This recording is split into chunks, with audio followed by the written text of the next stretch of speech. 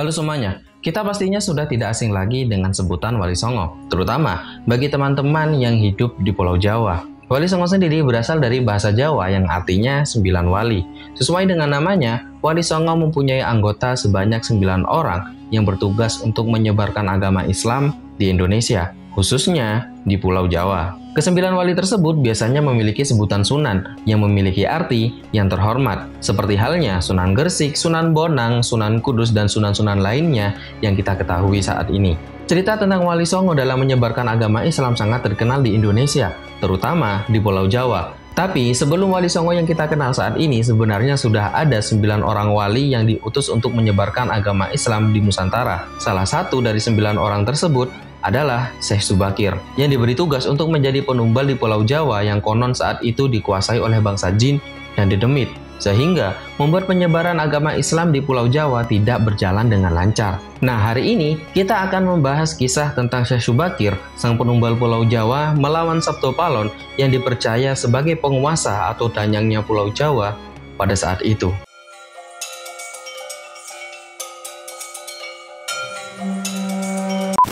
Sebelum masuk ke dalam ceritanya, kita akan membahas terlebih dahulu siapakah Syekh Subakir ini. Nama asli dari Syekh Subakir adalah Syekh Tambuh Ali bin Syekh Bakir, ada juga yang menyebutnya Syekh Muhammad Al-Bakir. Tapi, karena masyarakat Jawa pada saat itu kesulitan menyebut nama beliau, akhirnya dipanggillah dengan sebutan Syekh Subakir. Syekh Subakir sendiri merupakan seorang ulama yang berasal dari Persia, yang sekarang ini disebut dengan Iran, yang dikirim untuk menyebarkan agama Islam bersama dengan Wali Songo periode pertama. Kisah ini dimulai saat Sultan Muhammad pertama, khalifah dari Kesultanan Turki Utsmaniyah, bermimpi mendapatkan sebuah wangsit untuk menyebarkan agama Islam ke wilayah Timur Asia, tepatnya berada di Nusantara. Nah, dalam mimpi tersebut, mubaliknya harus berjumlah 9 orang. Jadi, kalau ada yang pulang atau wafat saat menyebarkan ajaran Islam, harus segera diganti dengan ulama yang lainnya, agar jumlah dari ulama tersebut tetap 9 orang. Hingga dikumpulkanlah beberapa ulama terkemuka dari beberapa negara Islam pada waktu itu.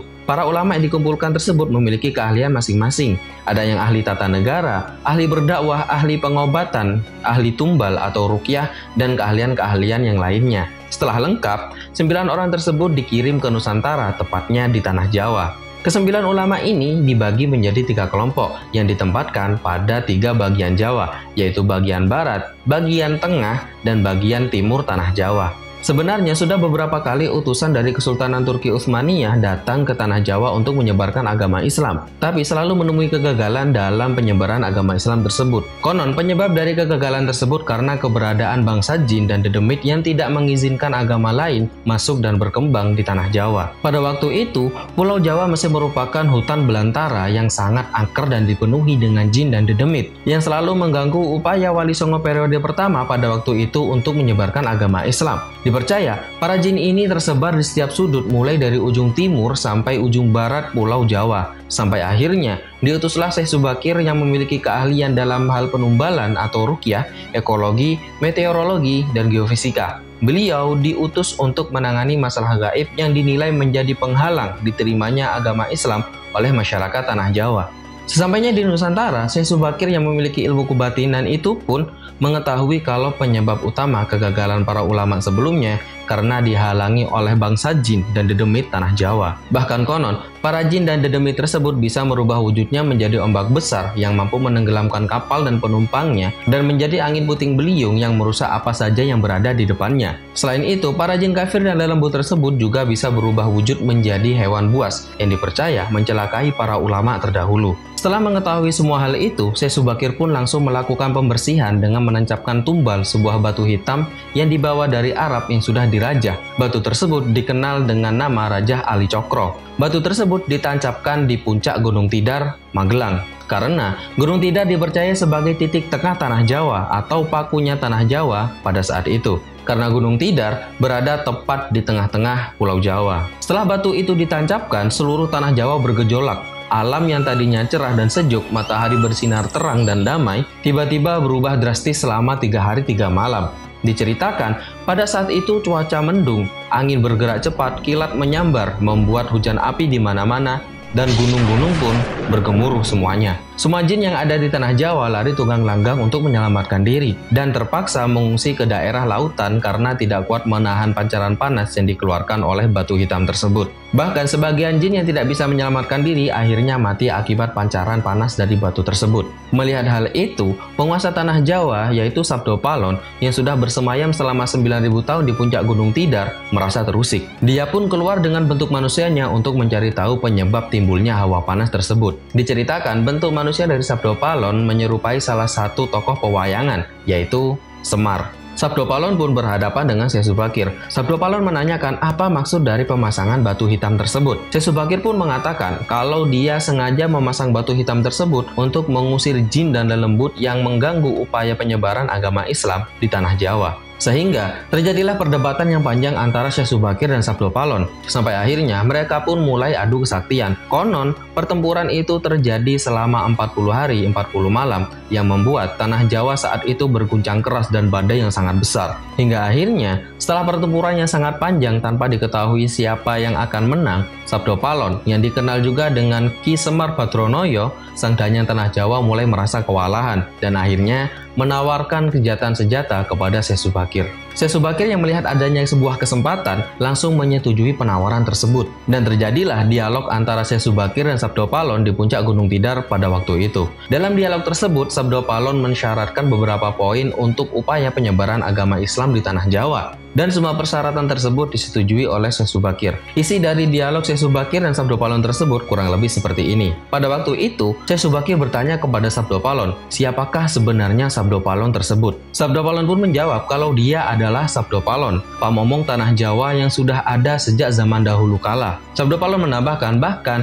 sejak zaman dewa dialah yang menjadi pamomong para kesatria leluhur. Sabdo Palon pernah dikenal sebagai Sang Hyang Ismaya Jati, lalu dikenal sebagai Ki Lurah Semar Badronoyo, lalu pada zaman Majapahit itu, dia dikenal dengan sebutan Sabdo Palon. Syekh Subakir pun mengenalkan diri sebagai seorang yang berasal dari tanah Syam, Persia. Sabdo Palon pun bertanya, ada hajat apa gerangan Syekh Subakir datang ke tanah Jawa ini? Syekh Subakir pun menjawab kalau beliau diutus oleh Sultan Muhammad dari Istanbul, Turki untuk datang ke tanah Jawa ini. Syekh Subakir menambahkan kalau beliau tidak datang sendirian, melainkan bersama dengan beberapa orang yang sama-sama diutus oleh Sultan Muhammad. Sabdo Palon pun meminta agar Syekh Subakir menceritakan secara lengkap tujuan beliau ke tanah Jawa, supaya Sabdo Palon tahu duduk masalahnya. Syekh Subakir pun mulai bercerita kalau suatu malam Sultan Muhammad bermimpi menerima ilham dari Gusti Allah untuk mengirimkan beberapa orang alim ke tanah Jawa. Beliau juga menjelaskan yang dimaksud orang alim tersebut kalau dalam Hindu disebut dengan pendita, brahmana,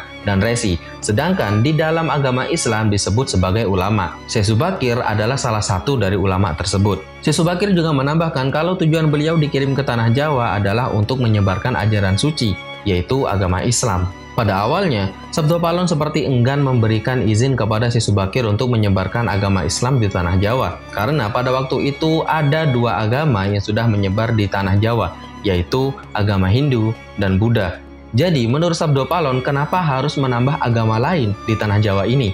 Hingga akhirnya Syekh Subakir pun mulai menjelaskan secara singkat apa itu agama Islam kepada Sabdo Palon dan menjelaskan kalau ajaran yang ada di dalam agama Islam memiliki beberapa kemiripan dengan ajaran asli masyarakat Jawa sebelum Hindu dan Buddha, yaitu ajaran Budi. Ajaran Budi ini meyakini kalau ada Sang Maha Kuasa yang bersifat Tan Keno Kinoyo, tidak bisa digambarkan keadaannya. Dialah yang menciptakan segala alam semesta berikut dengan manusia, sangat dekat dengan manusia dan juga memiliki sifat yang welas asih. Syekh Subakir menjelaskan kembali kalau ajaran yang dibawa oleh beliau ini memiliki beberapa kemiripan dengan ajaran Budi tersebut, yaitu di balik semua hal yang ada di dunia ini ada Sang Pencipta, pengatur, dan pengayom alam semesta yang dalam bahasa Arab disebut dengan Al-Ahad. Dia maha dekat dengan manusia, bahkan lebih dekat dari urat leher manusia itu sendiri. Dan ajaran agama yang Syekh Subakir bawa menekankan welas asih kepada seluruh alam dan semua makhluk yang ada di dunia. Hingga akhirnya, setelah Syekh Subakir selesai menjelaskan semua hal tentang ajaran agama Islam kepada Sabdo Palon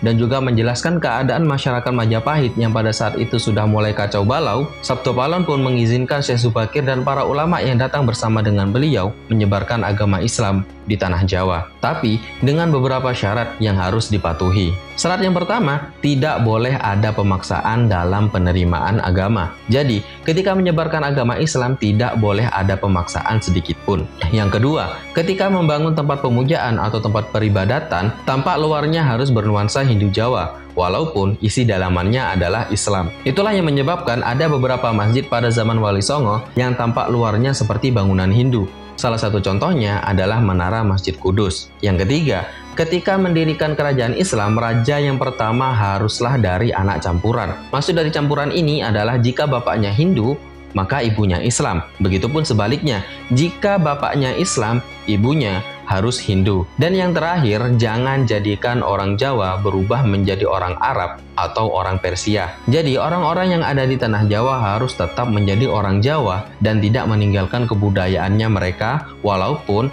mereka beragama Islam. Dan Sabtu Palon pun berkata, hati-hati jika orang Jawa sampai kehilangan Jawanya, hilang kepribadiannya, hilang budi pekertinya, maka dia akan datang kembali. Bahkan Sabtu Palon pun berkata, 500 tahun lagi jika syarat-syarat tadi ada yang diabaikan, maka Sabtu Palon akan muncul kembali untuk membuat koro-koro atau kegaduhan. Syekh Subakir pun menyanggupi semua syarat yang diberikan oleh Sabtu Palon. Tapi beliau berkata khusus untuk syarat keempat, jika suatu saat kelak ketika perkembangan zaman ada perubahan, itu sudah bukan lagi dalam kuasa Syekh Subakir. Jadi biarlah Gusti Kang Akaryo Caket yang menentukannya. Setelah dialog tersebut, Syekh Subakir dan Sabtu Palon pun mencapai sebuah kesepakatan yang biasa disebut dengan perjanjian Sabtu Palon. Selain di puncak Gunung Tidar, diceritakan Syekh Subakir juga membersihkan beberapa tempat angker lainnya yang berada di tanah Jawa yang dikuasai oleh para jin dan makhluk halus lainnya. Dalam versi yang berbeda, diceritakan pada saat penumbalan Syekh Subakir bukan membawa sebuah batu hitam, melainkan beliau membawa sebuah senjata pusaka yang berupa tombak, lalu tombak tersebut ditancapkan tepat di puncak Gunung Tidar sebagai penolak bala. Dan benar saja, tombak tersebut membuat hawa menjadi panasnya bukan main untuk para jin dan dedemit. Sampai-sampai, semua penunggu yang ada di Gunung Tidar lari tunggang langgang meninggalkan Gunung Tidar. Sebagian pengikut Sabtu Palon diceritakan melarikan diri ke arah timur dan dipercaya menempati Gunung Merapi. Makanya, sampai saat ini gunung yang pernah meletus hebat pada tahun 2010 tersebut dipercaya sangatlah angker. Sebagian lagi ada yang lari menuju ke Alas Roban dan ke Gunung Serandil. Tombak tersebut sampai sekarang masih dijaga oleh masyarakat dan ditempatkan di puncak Gunung Tidar dengan nama makam Tombak Kiai Panjang. Akhirnya, penumbalan di tanah Jawa pun berhasil dan membuat penyebaran Islam oleh Wali Songo periode pertama tersebut berjalan dengan lancar. Setelah peristiwa tersebut, nama Syekh Subakir menjadi sangat terkenal dan dikagumi oleh para pendekar, penganut ilmu gaib dan kanuragan, bangsawan, serta masyarakat tanah Jawa pada saat itu. Bahkan, mereka sampai terkesan mendewakan Syekh Subakir karena kemampuan beliau menumbali tanah Jawa pada saat itu. Hingga akhirnya, beliau pun memutuskan untuk pulang ke Persia pada tahun 1462 Masehi, agar masyarakat terlepas dari kefanatikannya kepada beliau dan kembali ke tauhid yang lurus. Penyebaran agama Islam pun diteruskan oleh Wali Songo yang kita kenal saat ini. Oke, itulah sedikit kisah tentang Syekh Subakir, penumbal tanah Jawa yang membuat perjanjian dengan Sabtu Palon, sang danyang tanah Jawa pada waktu itu. Kalau ada yang salah atau kurang dalam pembahasan tadi, silahkan diluruskan di kolom komentar. Kritik dan saran, tulis juga di kolom komentar. Jangan lupa subscribe dan nyalakan loncengnya agar tidak ketinggalan pembahasan yang menarik lainnya. Udah di sini dan sampai jumpa.